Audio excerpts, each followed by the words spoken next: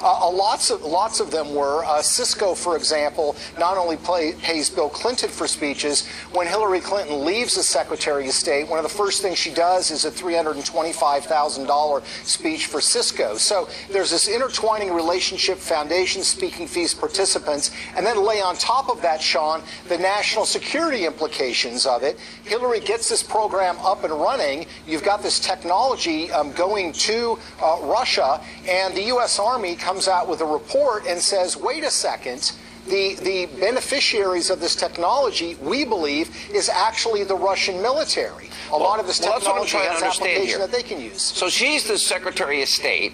You've got this technology transfer. She's encouraging investors to fund the Russian research in this particular case, helping the Russians, all part of, again, the reset that we know all failed, and a lot of it can be used for military purposes. How badly do we know, or what do we know about how our military or our technology or our security has been compromised in the process of this?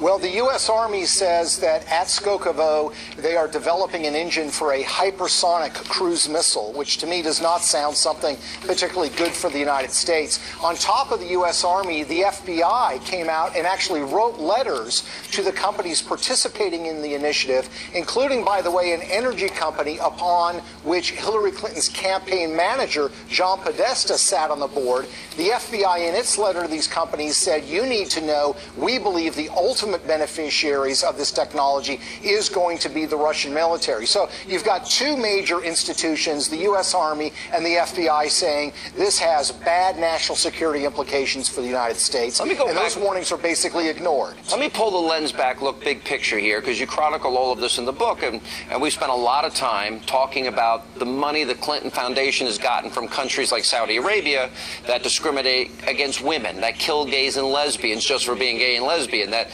persecute people. You can't build a Jewish temple or a Christian church, so they're against women, gays, lesbians, Christians, and Jews. But up to $25 million to the foundation, $10 million to the Clinton Library. And to what extent do you think now our law enforcement, because we never got an answer from Comey as to whether or not the Clinton Foundation is still being investigated, to what extent do you think all of this is being investigated? I can tell you, Sean, I can't go into detail, but I can tell you on personal experience that I know the FBI is investigating the Clinton Foundation. They're doing it now. They're doing it today. Have they questioned you, if you don't mind me asking?